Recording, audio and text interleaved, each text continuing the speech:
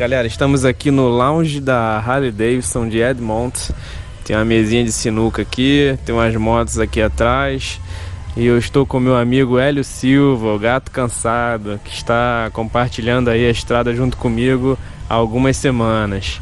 Só que hoje, infelizmente, é o dia da despedida, né, Hélio? Infelizmente, o Hélio vai para Jasper e eu vou descer rumo aos Estados Unidos. Então aproveitar aqui, estamos na Harley Davidson.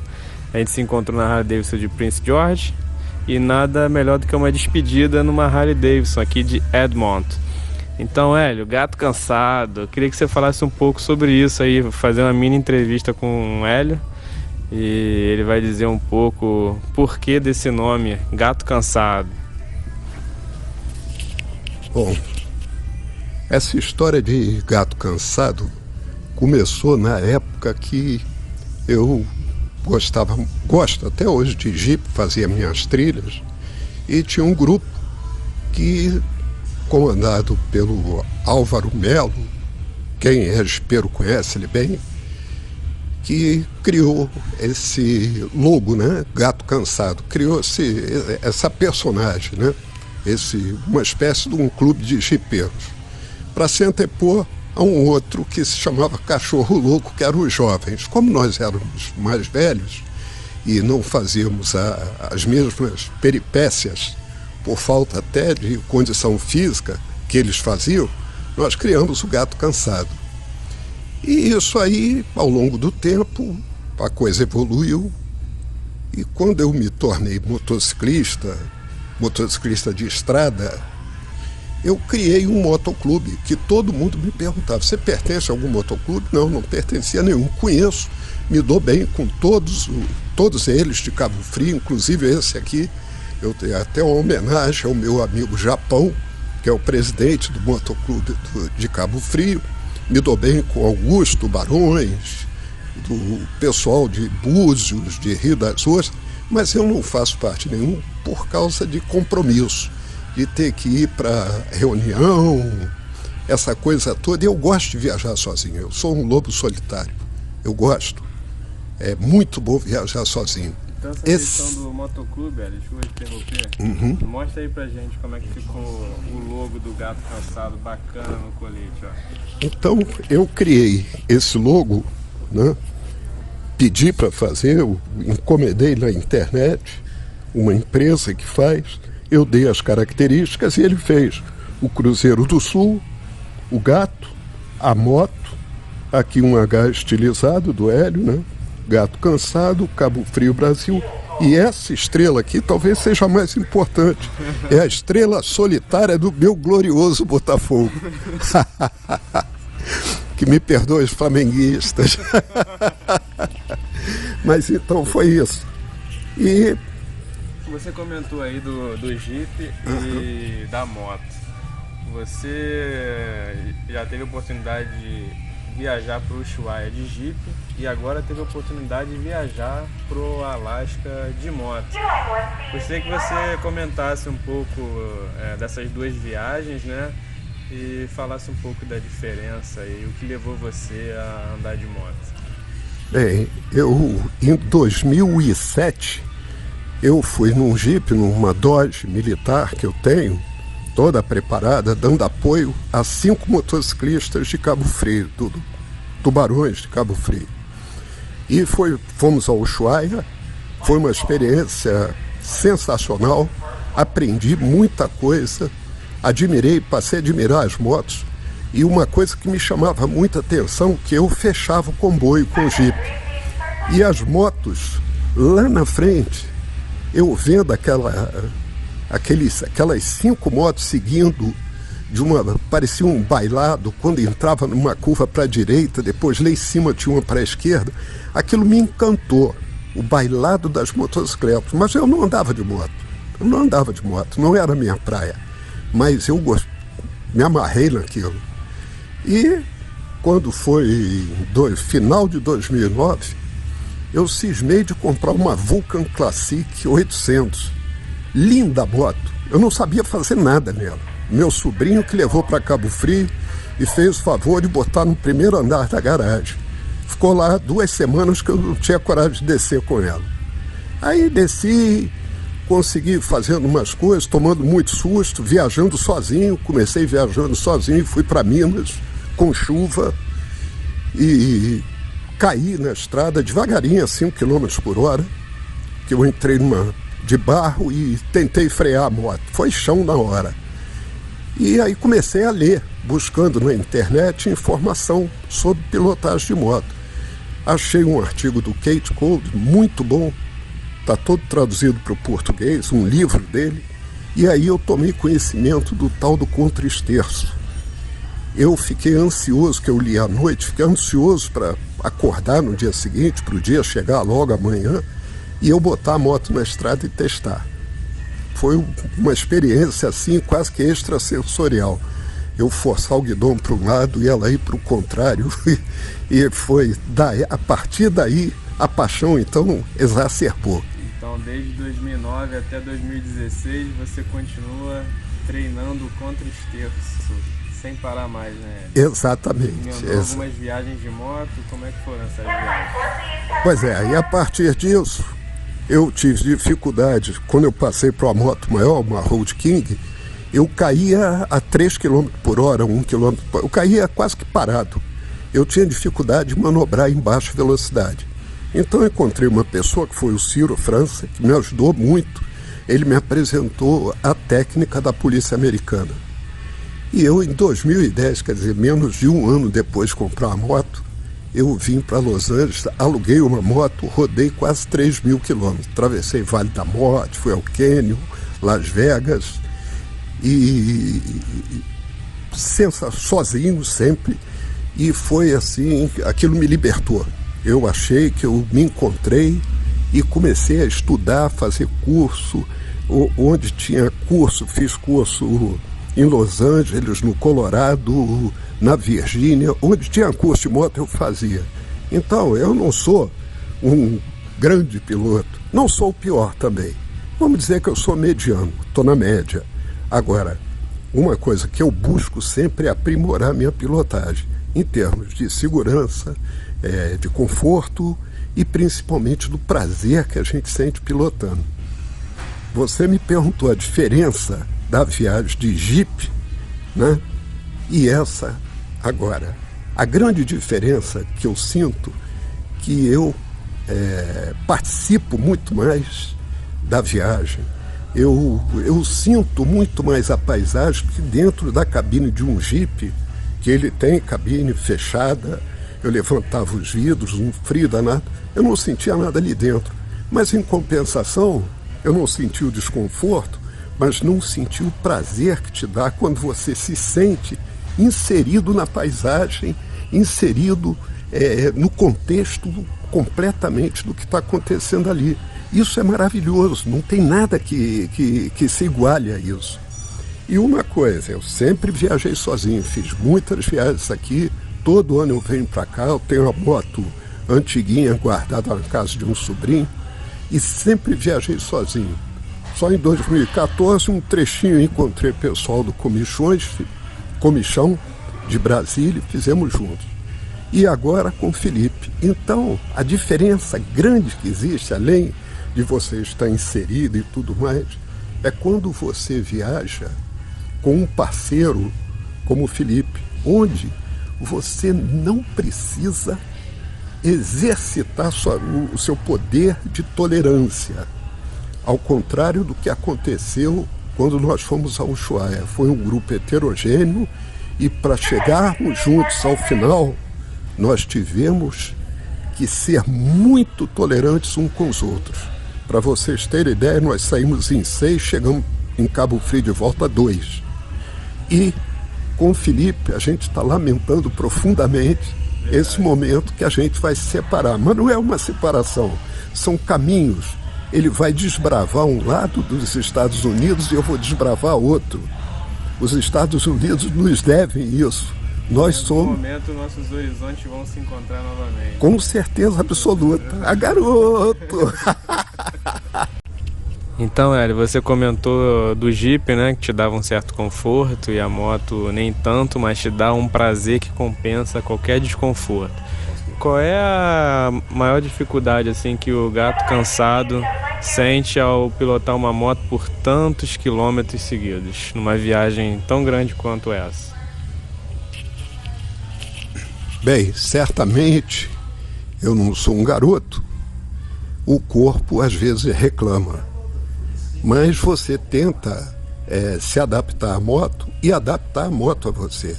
Então, uma coisa que eu fiz, a minha moto é um modelo policial e os bancos da polícia, eles são feitos para dar maior conforto, porque o policial passa muito tempo em cima da moto e realmente o banco é bastante confortável, mas ainda assim, em determinados momentos eu tenho que parar. Eu paro talvez com maior frequência que o Felipe. Eu a cada 150 quilômetros eu paro. Eu aproveito para abastecer, que eu adoro andar com o tanque cheio, porque ficar sem gasolina e com um galão reserva vazio é maravilhoso. Vocês não podem imaginar como eu olhava para aquele galão. Que vontade de dar um tiro naquele galão e outro em mim mesmo por não ter enchido.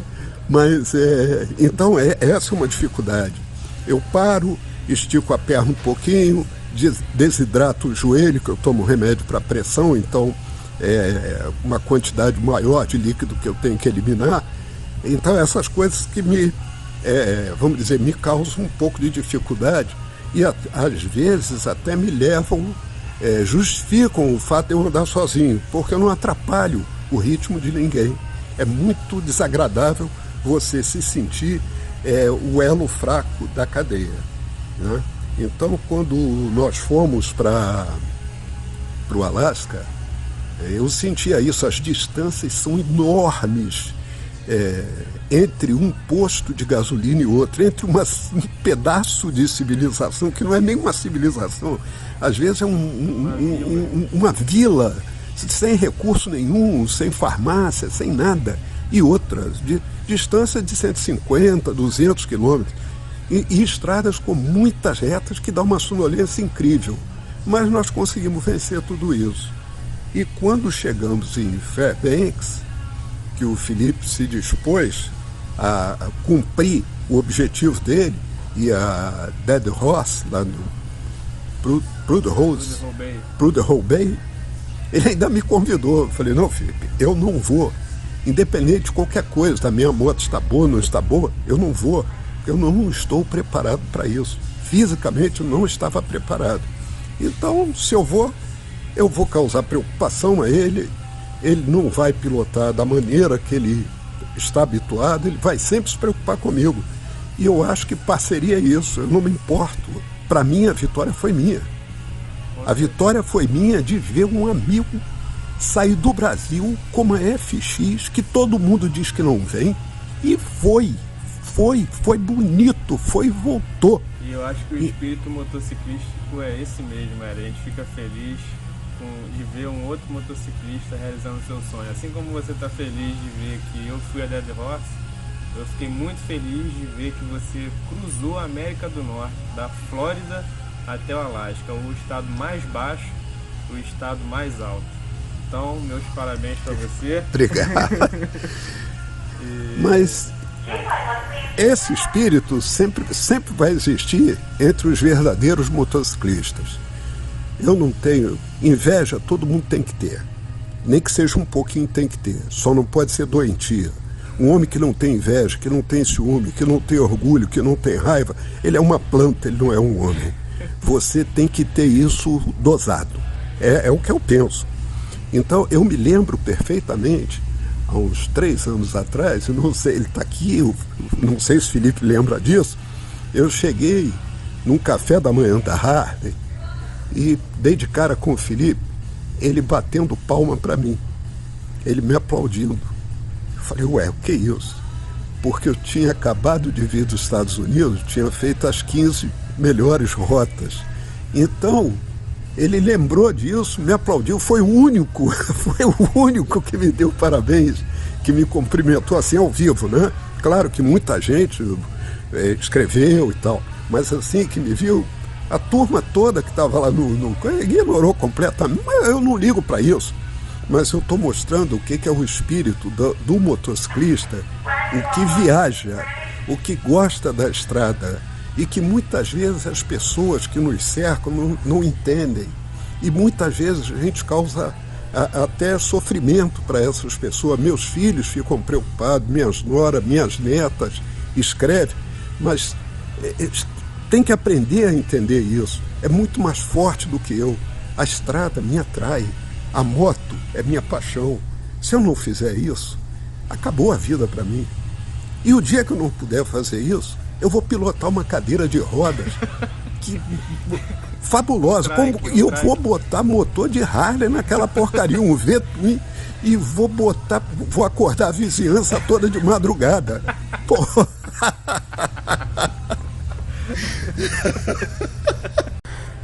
Hélio, você já pilotou pelo Brasil, já pilotou pelos Estados Unidos, já pilotou pelo Canadá e muitos outros países na Europa e pelo mundo. O que você pode dizer pra gente, um pouquinho de cada país desse, sua experiência em relação ao motociclista? Bem, o Brasil, eu acho que ele reúne exemplo de todos os países, para o bem e para o mal. Então você tem grupos, pessoas que te tratam muito bem, cumprimenta, faz questão de te cumprimentar, ajuda. E existem outros grupos que te ignoram solenemente. Principalmente isso ocorre, não é só por aspecto de diferença social, cultural, nada disso. Diferença de moto. Às vezes tem grupos que utilizam um determinado tipo de moto que abomina quem anda de Harley Davidson. Tem outros que têm preconceito mesmo. Que eu sei disso porque já falaram com meu filho. Pô, seu pai é um cara tão bacana andando de Harley Davidson, como se fosse um crime. É questão de opção. Eu tenho amigos que têm BMW, tem Kawasaki. Isso é irrelevante. Ele é motociclista, ele faz o que ele gosta. Tem um que gosta de speed, o outro gosta de off-road, o outro gosta de estrada. Todos deveriam ser respeitados. E tem muita gente desse grupo, volto a dizer, que me trata bem, eu trato bem. Agora tem outros, até mesmo de Harley, que ignoram. Tem uns que passam pela gente, fingem que nem está vendo. Então, nós temos isso em várias partes do mundo. No Canadá também é assim. Também é assim. Tem grupos que simplesmente ignoram. A gente cumprimenta, eles viram até para o lado. Tivemos até a experiência na milha zero. Nós chegamos empolgadíssimos para tirar foto no marco da milha zero. Nós estávamos tirando a foto, chegaram 2 motociclistas, eu cumprimentei, porque eles também foram lá para tirar a foto, né? O cidadão simplesmente virou para o lado. E nem porque meu inglês é tão ruim assim, porque um oi, em qualquer idioma você entende. Então existe isso. Teve muita gente também que veio falar conosco e tal. Agora, o país que eu vi, onde o motociclista mais se respeita é os Estados Unidos. Não tem a menor dúvida. Não tem a menor dúvida. O que me ajudaram, o que faziam questão de ser simpáticos comigo, é uma coisa fora do comum. O outro fez questão de tirar foto comigo, me deu o e-mail dele, se eu precisasse de qualquer coisa. Falei no Felipe, ele falou, seu amigo precisar, passe meu e-mail para ele, que eu estou lá também. Então, é um país onde a cultura motociclística é muito desenvolvida. Não é porque eles sejam melhores do que ninguém, não são, não. Nós somos ótimos também, mas eles curtem com muito prazer isso aí e fazem questão de dividir isso com todos. Então isso é muito bacana.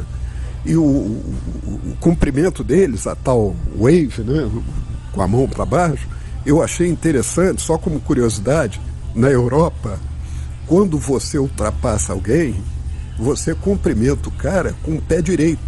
Você tira o pé direito da plataforma e dá uma pedalada, como faz o sacana do Agostini, né? Giacomo Agostini, não. Pô, não, é aquele... O maluco do... Valentino Rossi.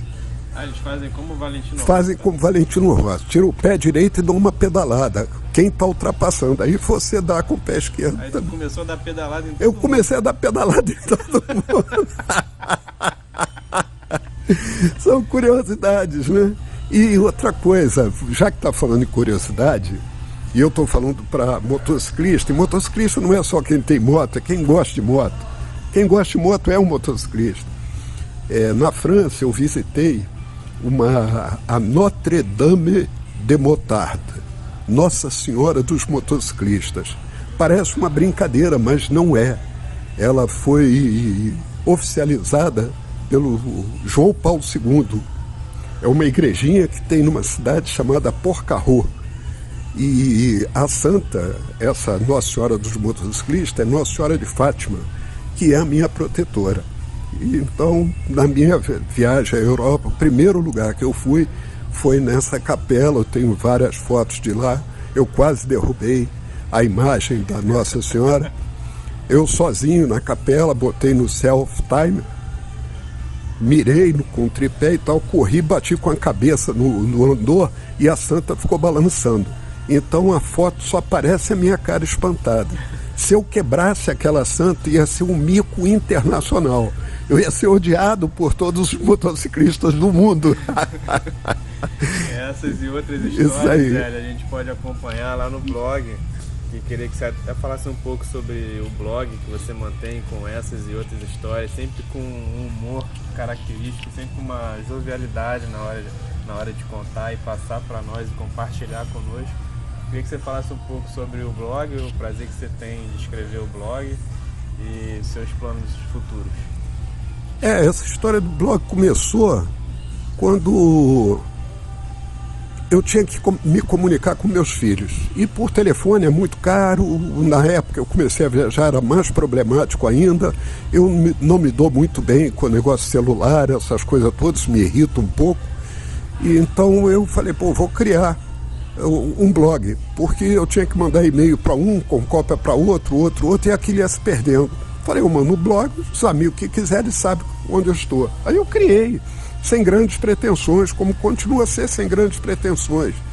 Aí outros me pediram para colocar alguns artigos que eu gosto de escrever um pouco sobre pilotagem de moto. Então eu escrevia alguma coisa, botava ali assunto técnico, sobre curva, sobre frenagem, etc. E foi crescendo, o número de pessoas foi aumentando. Um belo dia eu entrei em contato com o meu amigo Rômulo Provetti, que eu só conheço através da internet, mas é um tremendo viajante, é um modelo para todos nós. E ele tem um site, Viagem de Moto, e eu passei a postar também no site dele, passei a ser colaborador do site dele. Então as viagens que eu fiz nos Estados Unidos em 2012, 13, 14, para a Europa, ano passado, está tudo postado lá. E no meu blog também, só que a viagem da Europa está feita já no site do Rômulo, e no meu ainda não está. Eu ainda estou terminando, eu sou meio preguiçoso. Mas eu prometo, quando voltar, ficar em dia, inclusive com essa viagem. Então, quem quiser ver, é heliorsilva.blogspot.com.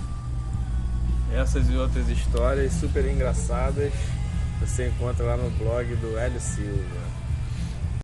Bom, Hélio, você comentou que seu modo, né, de curtir a estrada, ter que parar mais um pouco por conta de remédio da pressão e coisa e tal.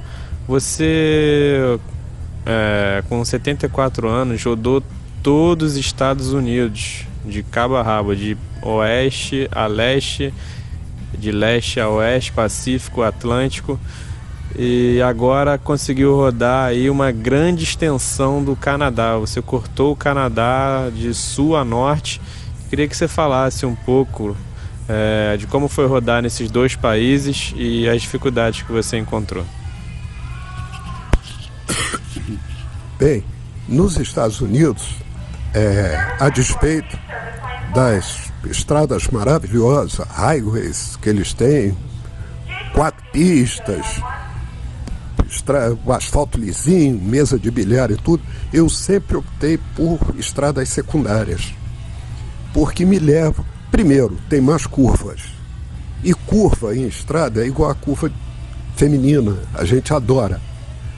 Então, o que acontece é que essas grandes retas, elas cansam um pouco, dá sonolência. Eu usava só as grandes estradas para me mover de um lugar para outro, mas para conhecer mesmo eram as estradas secundárias, que embora secundárias, o asfalto é excelente, perfeitamente sinalizadas e o respeito que os demais motoristas têm pela moto é impressionante, é muito grande, você pilota tranquilamente. Então, se você seguir a sinalização, respeitar, não há problema nenhum. No Canadá, as estradas já não são como as americanas. Elas são mais...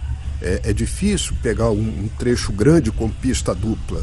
A maioria das vezes é uma pista simples, ida e volta. Muita chuva, eu posso dizer que metade do tempo que eu pilotei foi debaixo de chuva. Eu não sou um cara extremamente experiente na chuva. Eu fiz um curso agora.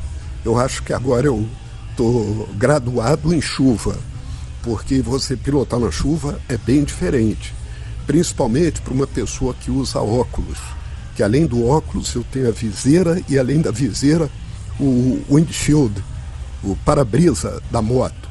Então, molha o para-brisa, ele não deixa o vento bater na viseira para limpar. Então, para o pilotar tinha que botar a cabeça de lado e é muito complicado. E a moto, o pneu da moto, ele tem muito mais segurança, tração do que nós imaginamos. Ela inclina muito mais do que nós imaginamos. O medo da gente, o receio, a margem de segurança que a gente coloca, não deixa a gente passar daquele ponto. Mas pode passar sem susto que ela segura assim. Mas, de qualquer forma, tinha que ficar atento para a aquaplanagem. Aí eu ficava olhando, principalmente o Felipe, quando estava na minha frente, quando eu estava no meu campo visual, olhar o pneu traseiro dele, se ele está fazendo o spray no meio do pneu ou se está jogando água para os lados. Se está no meio do pneu, está tudo certo, é sinal que a água está fluindo pelos frios do pneu. Se está jogando para o lado, é sinal que ele está passando por cima da água. A água já não está, os frios do pneu já não estão dando vazão. Então você está a um passo da aquaplanagem. E aí você reduz a velocidade. Então tem todos esses aspectos. E como se não bastasse isso, a quantidade de concertos que tem nas estradas canadenses é altíssima. E é o ano inteiro isso, não adianta, porque no inverno as diferenças térmicas entre o verão e o inverno são tão boçais de grande que elas movimentam o solo. Então ele sobe, volta, retrai, expande e quebra as estradas. Então é eterno a quantidade de concertos. E o que é que acontece nos concertos? Você tem rípio, pior, eles chamam de gravel. Gravel. E são umas pedras soltas que no início eu também não tinha experiência nisso, nunca tinha andado de moto no rípio, só trechinhos pequenos, e a gente andava ali 4, 5 quilômetros, ou às vezes até mais, tinha trechos de quase 20 quilômetros de concerto, alternando rípio com lama, e é complicadíssimo. Então, no início, eu ia com muito cuidado, chamando o gravel de Vossa Excelência. Mas daqui a pouco, eu estou vendo o Felipe lá na frente disparado, eu falei, pô, esse maluco vai chegar no Alasca antes de mim, 3 dias.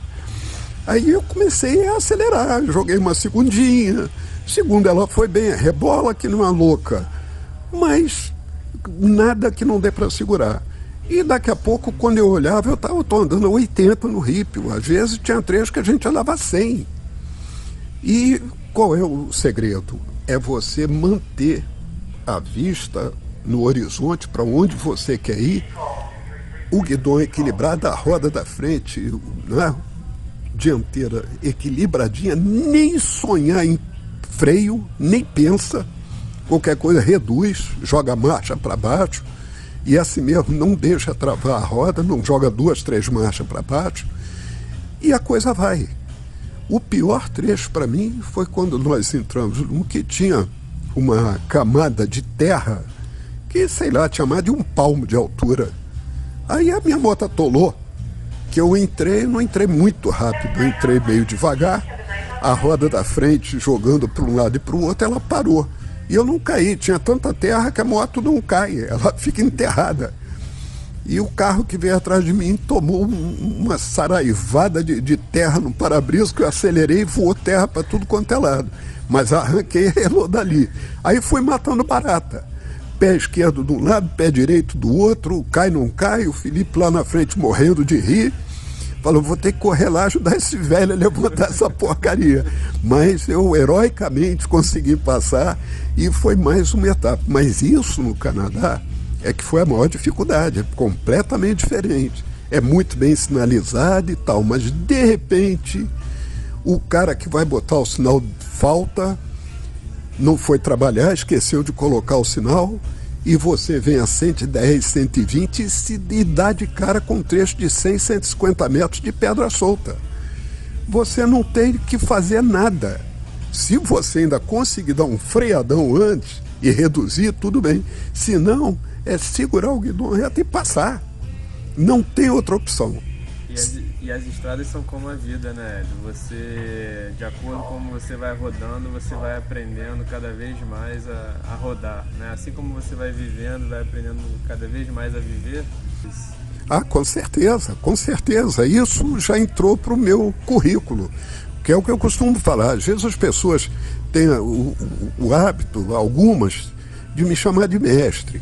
Pô, eu não gosto, eu acho chato isso, mas eu até respeito. O cara me chama de uma forma carinhosa e tal, mas eu não sou mestre absolutamente nada. Eu não sei nada. A minha ignorância é enorme, principalmente no que diz respeito a motociclismo. Eu gosto muito de ler, eu estudo, eu sou um estudioso do motociclismo. Eu tenho vários livros, leio, tiro conclusões. Eu piloto no sofá da minha casa. Que isso aí foi uma técnica, eu li em algum lugar, o cara sugeriu e funciona.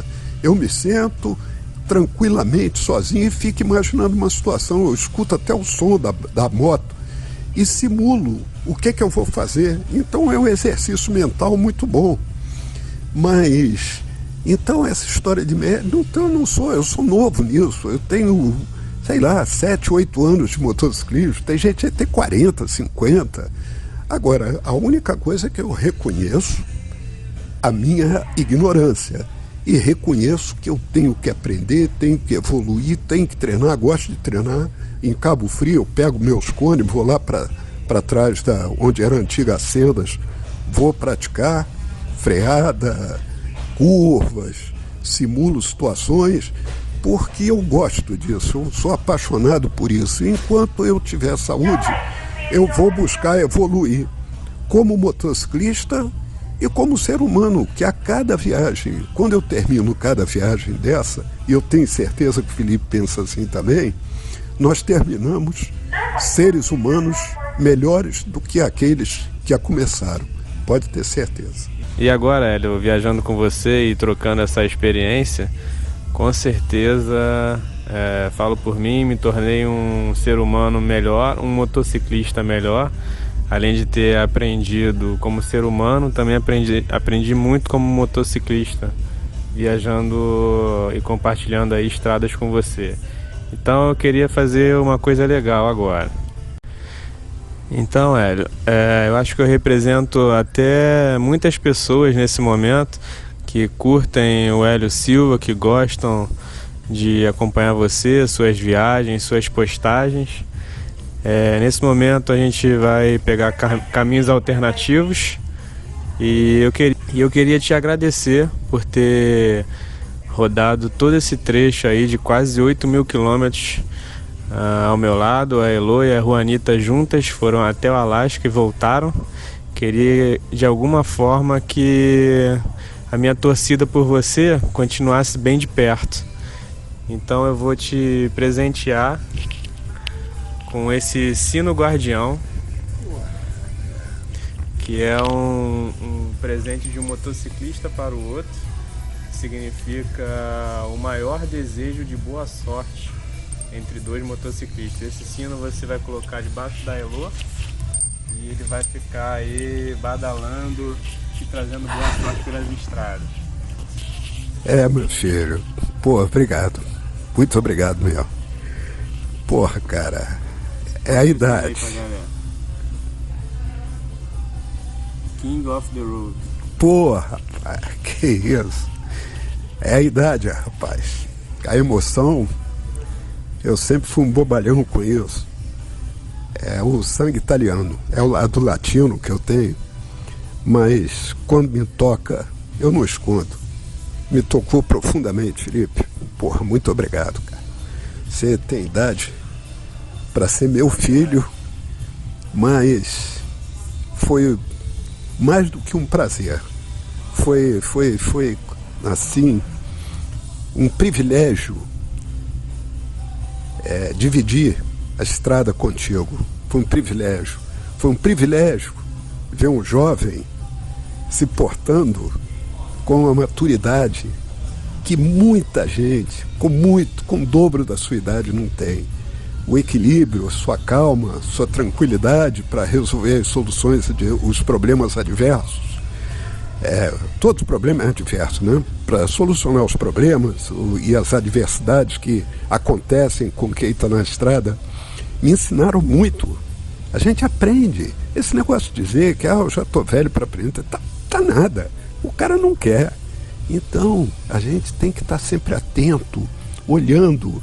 Então, do meu lado, isso eu continuo dizendo, vou dizer sempre, foi uma experiência sensacional. Todo mundo sabe que eu gosto de andar sozinho, mas andando com você foi muito mais do que andar sozinho. Foi andar com alguém que comunga das mesmas ideias, pensamentos, valores e princípios que eu tenho, principalmente como motociclista.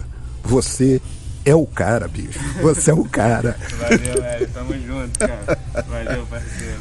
Esse sininho vai pra debaixo da Elo. Vai, com certeza. E vai aí, como diz a lenda, né? Espantar os maus espíritos. Mas esse não chegou nem perto da gente. Não chega. Tá bem longe. Ficaram com medo. Principalmente quando a gente firmava o caráter com o velho Jack. Aí eles fugiam. Valeu, velho. Valeu, meu filho.